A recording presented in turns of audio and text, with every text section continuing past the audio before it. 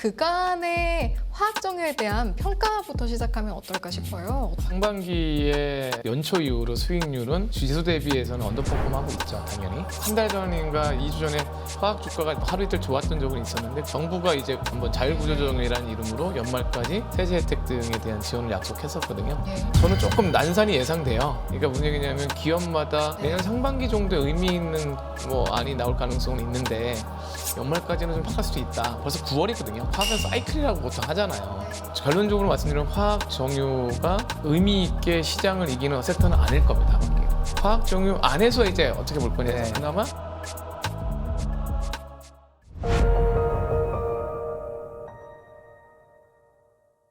그간의 화학 정유에 대한 평가부터 시작하면 어떨까 싶어요. 어떻게 보셨습니까? 상반기에 올해 연초 이후로 수익률은 상대평가 지수 대비해서는 언더퍼폼하고 있죠, 당연히.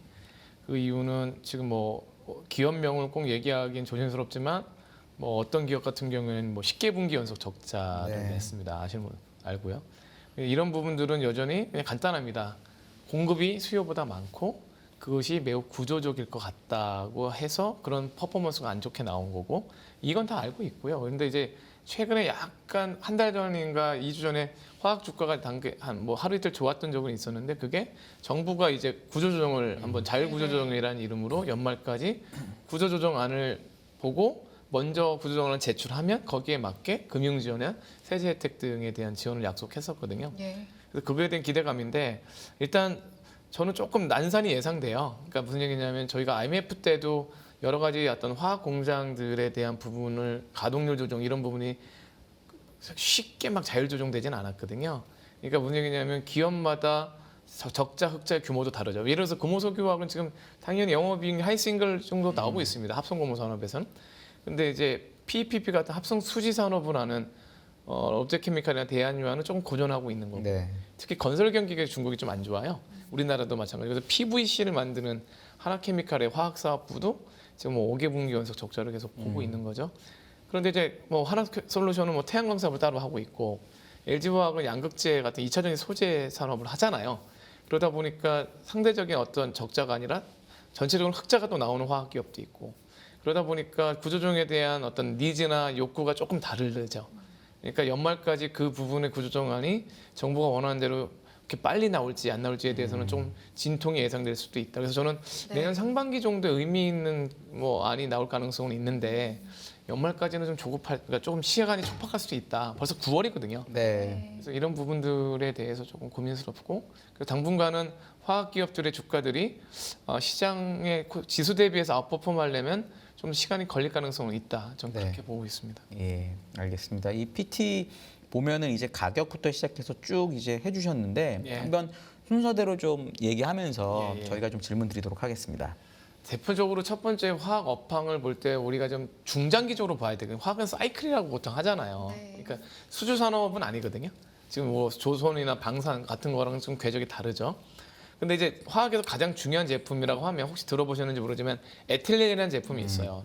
무색 무취의 기체고요. 그러니까 우리가 정유를 정제해서 나오면 휘발유나 등경유 제품도 있지만 나프타라고 하는 또 기체를 또 분자고리를 끊어서 하여튼 에틸렌 이런 제품들이 나옵니다. 그래서 화학의 쌀이라고 하고요. 에틸렌이 나프타랑 대비한 스프레드가 되게 중요한 인덱스예요. 쉽게 말하면 그러니까 원재료 대비해서 에틸렌 스프레드가 얼마나 좋냐인데 BEP를 보통 $200 내외로 보거든요. 그러니까 에틸렌과 원재료의 납사 가격을 뺐을 때 톤당 $200면 BEP인데 지금 화면에 잠깐 보고 싶은 게 여기 보시면 요 에틸렌 스프레드와 중국 화학 재고라고 나와 있는데요. 요 진한 청록색이 에틸렌 스프레드입니다. 톤당 보세요. 그럼 2014년, 15년 업황이 좋았을 때 스프레드 얼마냐면 평균 700불, 800불까지 갔었죠. 근데 이게 근 10년간 장기 하락했다고 보이지 않으세요? 2014년부터 2024년이니까 이게 10년이라고 보시면 요 진한 청색에 가만히 보면 진폭은 있습니다. 진폭은 있습니다만 중장기적으로는 지금 여기 $200 선까지 분명히 왔죠. 한때는 $200가 안 된 적도 있고요. 근데 지금은 약간 오히려 반등했습니다. 그러니까 저는 요거에 주목하는 게 올해 들어서 이제 $200 밑에까지는 안 가죠. 왜냐하면 적자니까. 그래서 지금 중국 기업들도 가동률 조금 조정하고 있고 한국 기업들은 이미 평균 80%가 조금 안 되는 걸로 나와 있거든요. 그래서 당분간은 이 에틸렌 스프레드는 200불에서 250불 사이에서 옆으로 좀 움직일 가능성은 있다. 근데 그러면 언제 좋아지나요? 라고 물어보시는 거거든요. 언제 좋아질 거냐?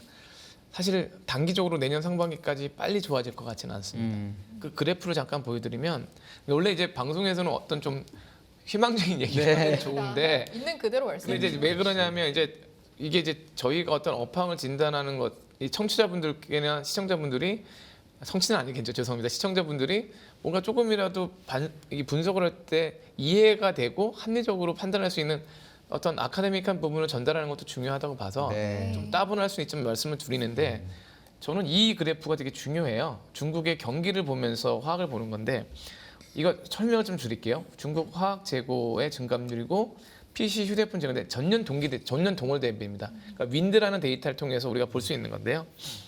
보시면 자, 요 얇은 하늘색이 뭐냐면 중국의 스마트폰이나 PC니까 샤오미, 후아웨이 아니면 PC 업체들의 재고인데 보시면 2024년 1월 달에 재고가 전년 동기에 뭐가 낮았다가 뭔가 재고를 많이 쌓았다는 얘기죠.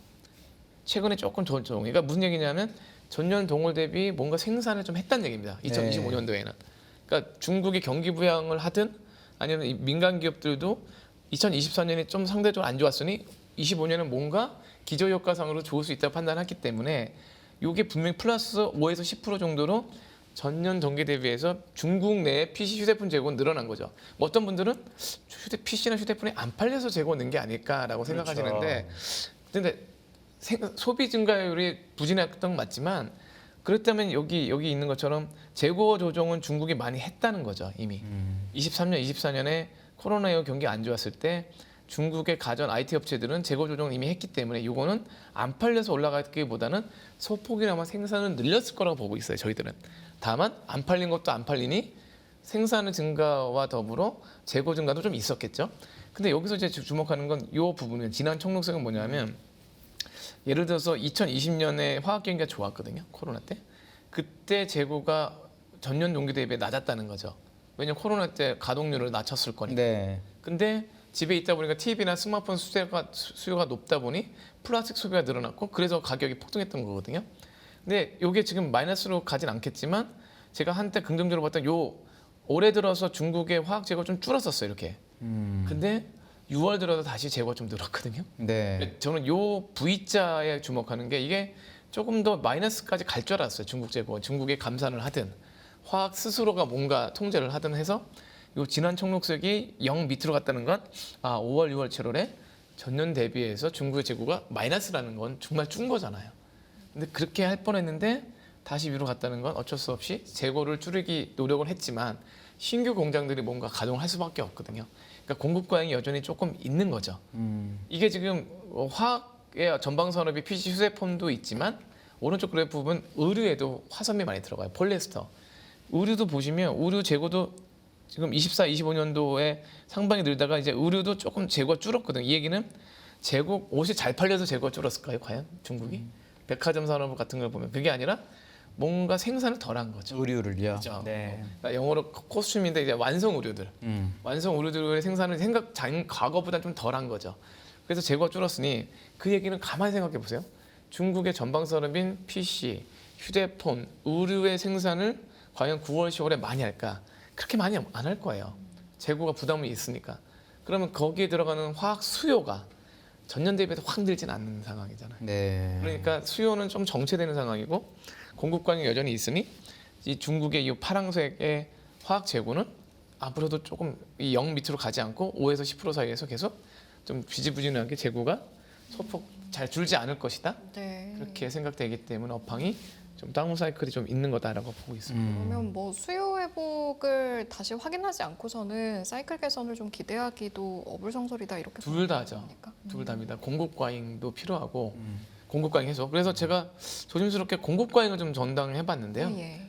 지금 보시는 화면에 있는 막대 그래프가 전 세계 화학 증설, 뭐 우리가 뭐 에틸렌 증설 아까 네. 말했던 그렇게 보시면 되는데 요 설명을 드리면 요 점선 청록색 점선이 뭐냐면 전 세계 화학 제품 에틸렌 수요의 저점과 고점이라고 보시면 돼요. 그러니까 400만 톤 정도는 경기가 나빠서 썼던 것 같고요. 그러니까 그 정도는 매년 늘었다는 그렇죠. 거죠. 네. 경기가 좋으면 800만 톤 쓴 적도 있습니다. 보통 이제 4% 정도 수요가 느니까 그렇죠. 전 세계 에틸렌 수요를 보통 1억 2천만 톤 정도 보고 있었거든요. 네. 그러니까 4%면 480만 톤, 500만 톤 정도 수요니까 당연히 600만 톤 내가 이렇게 늘었었는데 하여튼 여기 어디에 수요가 있다는 뜻이겠죠. 근데 지금 사회자님도 보시기에 2020년부터 21년, 22년, 23년이 뭔가 수요 공급이 좀 많았어요. 네. 과거 좀 뭔가 좀 누적적으로 계속 공급이 좀 많았거든요. 특히 이 공급은 2017년부터 좀 길게 보면 한 7, 8년간 왠지 500만 톤 이상의 증설은 계속 와 있다는 거죠. 그러니까 좀 구조적인 공급 과잉이 되다 보니까 작년 같은 경우에 솔직히 말하면 작년에 증설은 200만 톤밖에 없었습니다. 그런데도 업황이 더 안 좋아졌어요. 네. 왜냐하면 누적적인 이 증설이 워낙 많다 보니 올해도 증설이 아주 많은 건 아니에요. 근데 조심스럽게 저는 내년 증설이 한 780만 톤이면 증설은 많은데 소폭이나마 그 작년 올해 이 증설이 좀 작았거든요. 그래서 제가 보는 사이클은 뭐냐면 이게 보시면 이게 이제 요 라인 그래프가 뭐냐 우리 화학 기업의 OP 마진 영업이익률 그래프고 네. 이건 앞에서 봤던 증설 막대 그래프입니다. 역설적인 게 가만 보시면 2017년 증설이 많을 때 OP 마진율이 가장 좋았고요.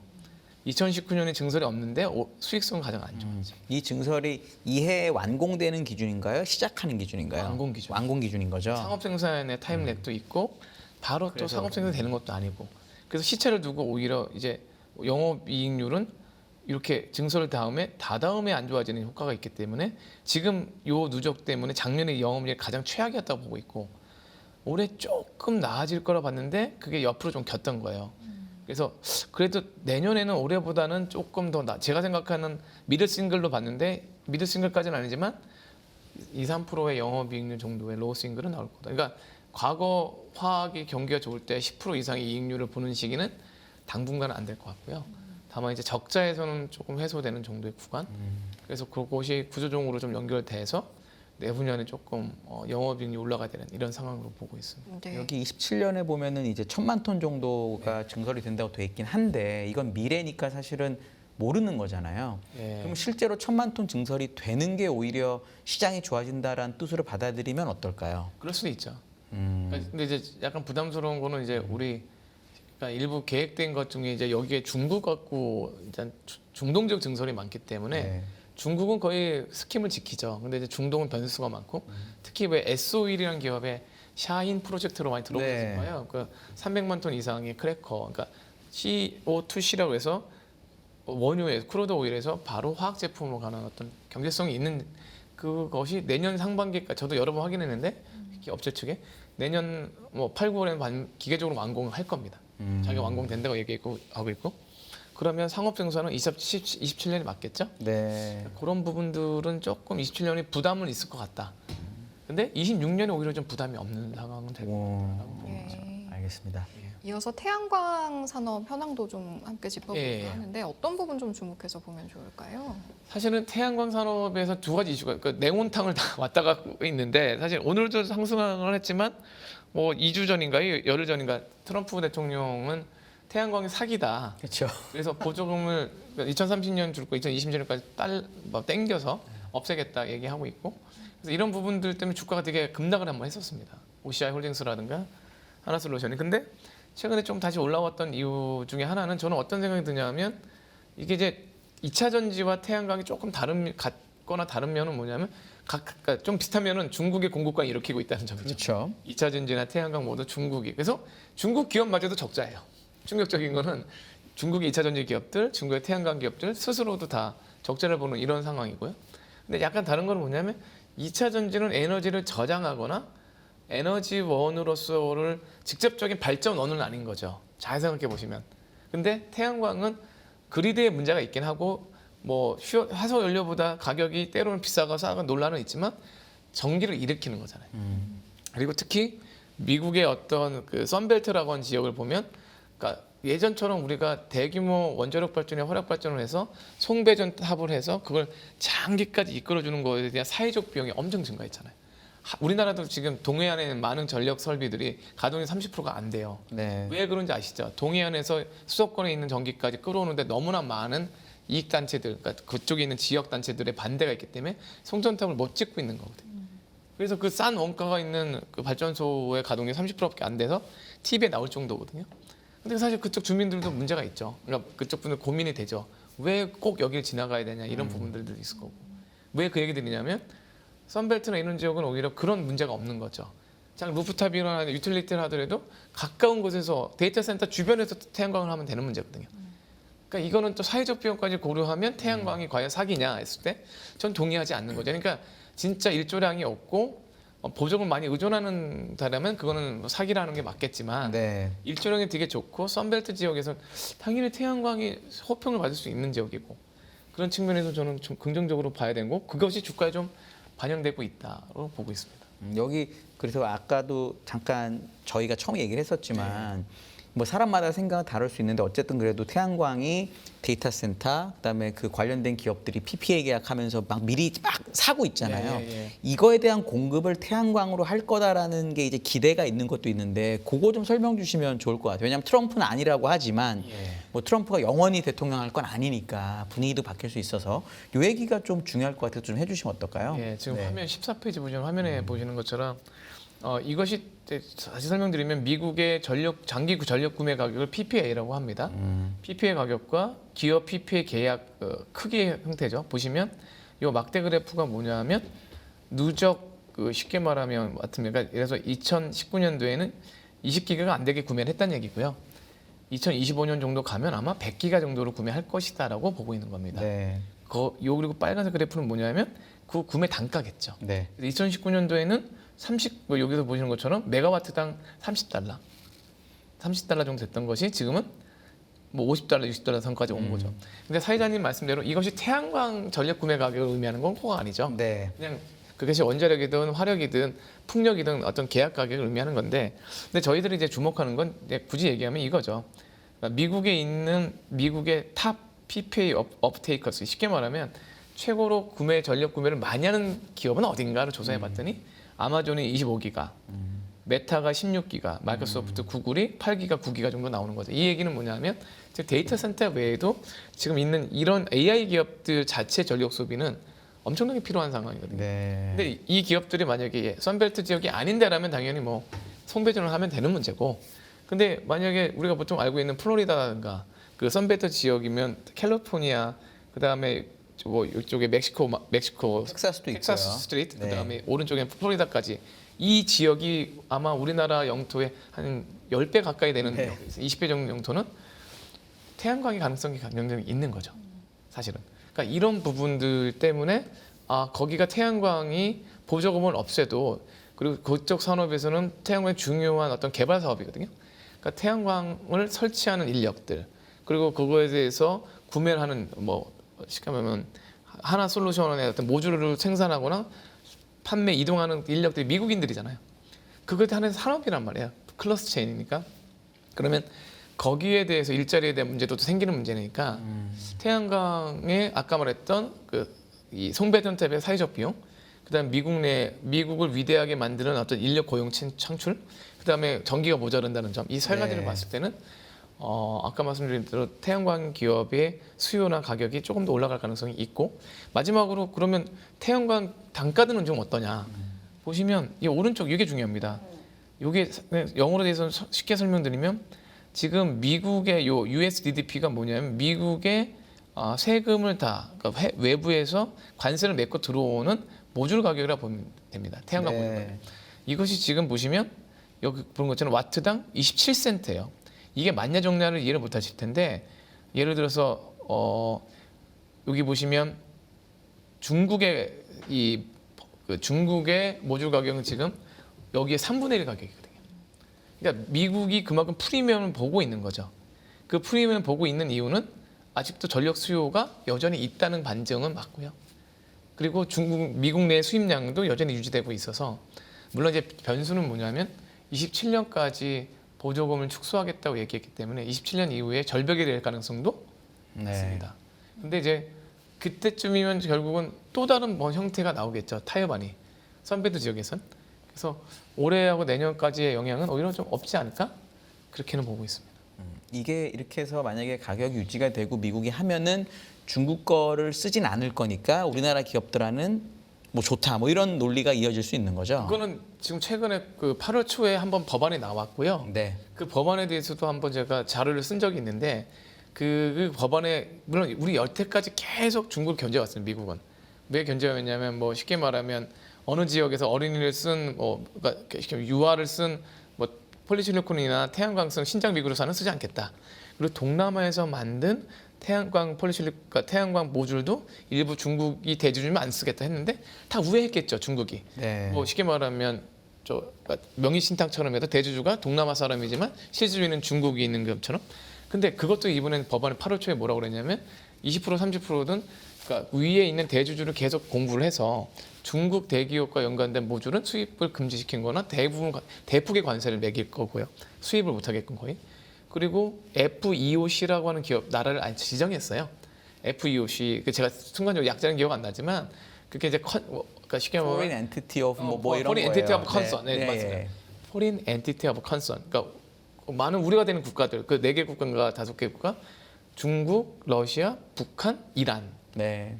그 기업들에 대한 태양광 제조 기업이나 태양광 제품에 대해서는 시민 생각하는 많은 견제를 하고 있다고 하겠다 분명히 얘기를 했거든요. 그러니까 중국산 모듈이 못 들어오기 때문에 중국의 태양광이 미국의 공장을 짓고 있는 거지 않습니까? 근데 미국의 공장 짓는 것도 여러 가지로 좀 껄끄러워지는 것 같아요. 제 말씀은 이해하실 거예요. 그래서 하나솔루션은 미국 사람을 계속 확대하려고 하는 거고 OCR 등수도 미국 내 OCR 등수는 원래 그 폴리실리콘이라고 하는 태양광의 원천을 만드는 기업인데 모듈은 하위단에 있는 제품이잖아요. 그 증서 2기가 정도를 증설을 합니다. 내년 완공이거든요. 그 증설의 의미는 중국이 나간 자리를 한국 기업이 거기에 차지하겠다는 건데 그렇게 되면 보조금 이슈만 보지 말고 전적인 에너지원의 증가, 전력의 구매 단가, 그 다음에 미국의 중국 견제를 봤을 때는 일정 부분은 저에게 수혜가 있는 것은 사실이다. 네. 근데 아직까지 그럼 실적이 바로 엄청나게 영업이익률 10%씩 왜 안 나오냐? 아직은 미국의 설치 수요가 그렇게 늘진 않은 거고. 네네. 그리고 아직은 중국산이 계속 중국산 재고가 작년에 엄청 들어와 있겠죠 미리. 그 재고 해소가 안 되고 있는 거죠 아직까지. 그러니까 연간 미국이 필요한 게 40기가인데 보통 40기가 설치 수요 중에 절반을 수입해 왔거든요. 근데 작년에 수입한 게 이미 40기가예요. 그러니까 작년 올해 다 해소를 해야 되는 부분이에요. 그래서 내년에 대한 부분은 좀 더 단가 미국 프리미엄 단가가 좀 더 유지되지 않을까 올라가지 않을까라고 보고 있는 그런 근거입니다. 네. 이어서 봐야 하는 게 정유 산업에 대한 네. 부분인데 국제유가 전망과 함께 좀 짚어주시면 좋을 것 같습니다. 어떤 의견 가지고 계세요? 뭐 재밌는 얘기하지만 저는 아마 한상희 위원님도 아시겠지만 제가 올해 상상인 증권이 올해 본 유가는 좀 약보합을 계속 봤었어요. 배럴당 WTI 기준에서 68달러로 봤거든요. 근데 지금은 이제 65달러 갈 때도 있고 뭐 68달러 왔다 갔다 하긴 하는데 상고 하저였습니다. 유가의 저희 전망은. 그러니까 상반기보다 하반기가 좀 더 낮아진다는 거고 저는 그 생각은 변함이 없어요.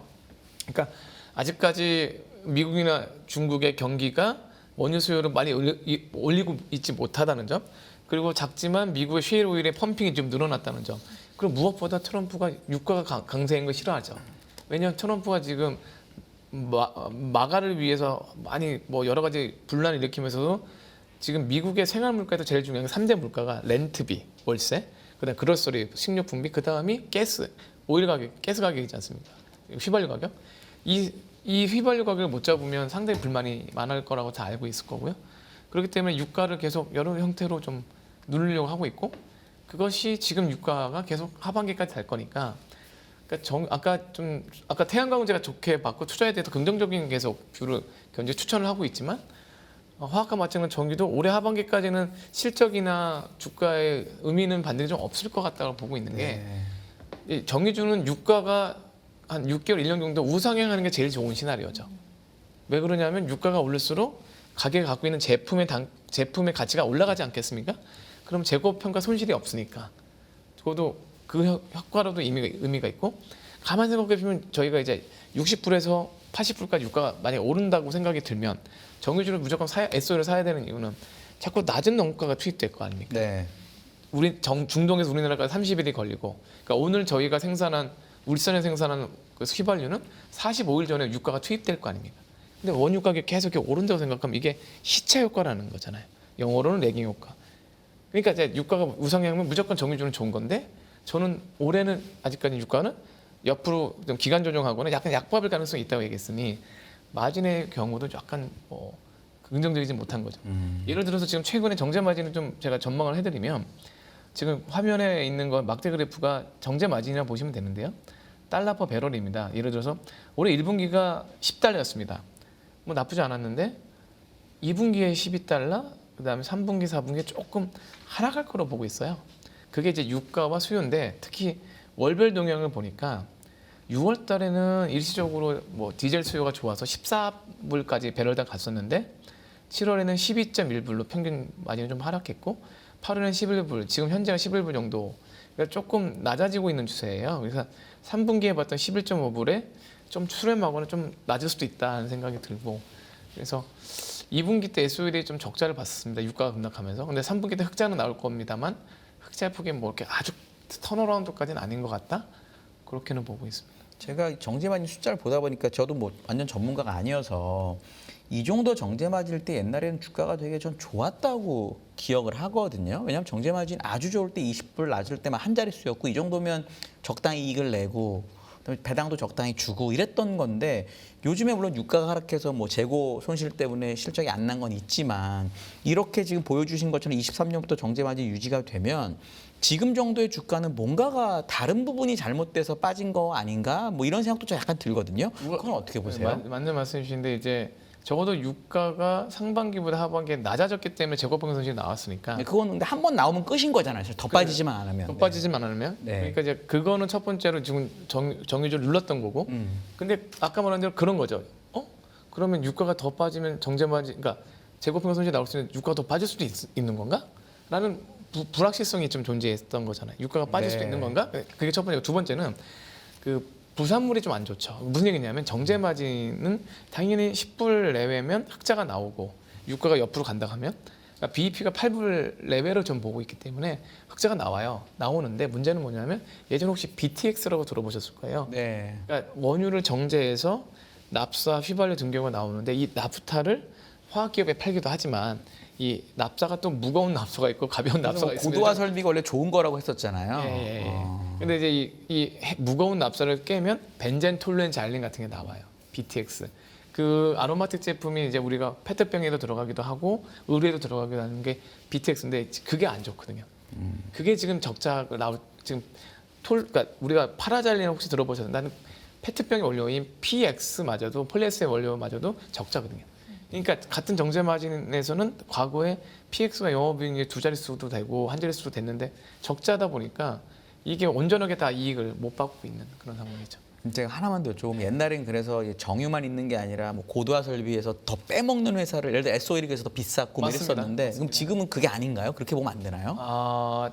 솔직히 말씀드리면 그때보다는 이 고도화 설비라는 것의 중요성이 좀 떨어졌죠. 그러니까 고도화 설비는 쉽게 말씀드리면 원유를 정제하면 휘발유 등경유도 나오겠지만 혹시 벙커시라고 들어보셨을까요? 네. 우리 같은 대규모 선박들이 항해를 할 때 들어가는 기름이 들어가지 않겠습니까? 그걸 해상 운송유라고 하는데 그게 벙커시예요. 벙커 A, 벙커 B, 벙커 C라고 하는데 그냥 다른 말로는 이제 퓨얼 오일이라고 해서 연료유라고 하기도 하고요. 근데 하여튼 예전에는 그 원유를 정제하면 40% 정도가 벙커시가 나왔는데 이 벙커시가 원유 가격보다 쌀 때가 많았어요.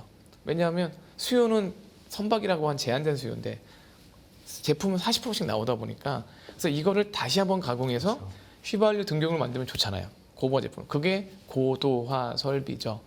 그런데 이제 문제는 뭐냐면 최근에 그 IMO라고 왜 국제해사기구에서 그 이 연료를 로우 설퍼 퓨어를 해서 그러니까 황성분이 낮은 벙커시를 넣어야 된다고 하는 반강제적인 조항이 나오면서 벙커시 가격이 많이 올랐어요. LSFO 같은 경우에.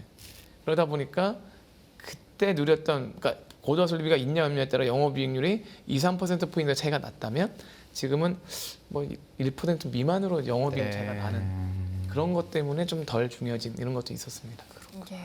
이제 또 벌써 슬슬 일부 마무리할 시간이 돼서 전반적으로 투자 전략을 어떻게 세워야 할지 좀 최선호주 포함해서 듣고 네. 마무리해야 될 것 같은데 네. 지금 채팅창 보니까 다들 워낙 이제 좀 속썩이던 업종이니까 이거 관심이 없었는데 봐도 되는지 볼 만한 가치가 있는지에 대한 의문점도 있는 것 같아서 포함해서 좀 투자 전략에 대한 부분 언제쯤이면 제대로 관심 가져도 될지 말씀해 저는 주시죠. 그러니까 리서치 센터장이기도 하고 화학 에너지 애널리스트 출신이기도 하고 그래서 전반적으로 보면 결론적으로 말씀드리면 화학 정유가 의미 있게 시장을 이기는 섹터는 아닐 겁니다. 하반기에도. 네. 다시 한번 그 얘기는 뭐냐면 예. 저희 하우스는 오히려 바이오라든가 바이오 대형 바이오주들 그다음에 일부 전력기기 업체들 네. 그다음에 아까 말씀 우리 그 엔터 레저 기업들에 대한 이런 기업들 반도체나 자동차보다는 그쪽 소비재 쪽 그다음에 바이오 아까 말씀 이런 기업들에 대한 투자를 더 많이 공고드리고 있고 그런 리포트를 쓰고 있는데 화학 정유 안에서 이제 어떻게 볼 거냐 해서 네. 그나마 화학 정유 내에서 시장 대비해서 주가가 그래도 마켓 퍼폼이거나 시장만큼 이상은 오를 거라 보는 게 여기 보시면 이제 세 종목이죠. OCI 홀딩스 아까 말씀드렸던 태양광의 모듈 수급이라든가 반도체용 폴리실리콘을 증설한다고 발표했다는 점, 네. PBR이 너무 싸요. 태양광 기업중은 여전히 0.4배가 안 되고 있다는 점은 난센스거든요. 그렇게 말씀드렸고 두 번째로는 LG화학입니다. LG화학은 아직은 사실은 좀 멀지만 지금 화학 구조조정에 가장 잘 적합하게 포트폴리오 조정하려고 노력하고 있어요. 넘버2 NCC를 매각하려고 하고 저희들은 26년에 양극재가 흑자 전환할 수 있다고 보고 있거든요. 지금은 적자지만 그렇다면 화학만 있는 게 아니라 2차전지 소재업을 한다는 입장에서 여전히 PBR 1배가 안 되고 있는 기업이죠, 사실은. 그러니까 이 부분에 대해서는 밸류에이션뿐만 아니라 이제 이익 측면에서는 이제 바닥은 어느 정도 오지 않았나 그렇게 보고 있어서 추천드렸고요. 마지막 코롱인더인데 저는 코롱인더를 되게 좋게 보는 건 지금 혹시 들어보셨겠지만 코롱인더는 아라미드도 만들지만 중국 코롱스포츠 지분법 위이라는 게 있어요. 예. 그러니까 화면 잠깐 보시면 이 중국 내 코롱스포츠 차이나라고 하는 자회사를 갖고 있고 그것을 지분법 이익으로 들어옵니다. 지분법 이익으로 들어오는데 지분법 이익의 규모가 어느 정도냐면 보시면 2023년도에는 83억밖에 안 들어왔어요. 그러니까 중국의 안타스포츠랑 JV를 해서 그쪽에 한번 중국 가보시면 알겠지만 우리가 그 프리미엄급 아웃도어로 많이 인식되고 있습니다. 그래서 작년에는 179억이라는 지분법 수익이 나왔는데 지금 올해는 500억, 내년에 800억까지 늘 겁니다. 왜냐하면 코롱 차이나가 50%씩 외형이 성장되고 있어요. 그러니까 산은 없지만 아웃도어 패션에 K 한류랑 뭔가 좀 달라진 거거든요. 그런 측면에서 코롱인더도 추천드리고 있어서 오시아 홀딩스, LG화학, 코롱인더 같은 경우는 하반기에 적어도 시장만큼 이상은 같이 동반 상승할 수 있다라고 보고 있습니다. 순수화학이나 정유준 전혀 말씀 안 하시네요. 죄송합니다. 알겠습니다. 아직까지는 예 그렇게 보고 있습니다. 알겠습니다.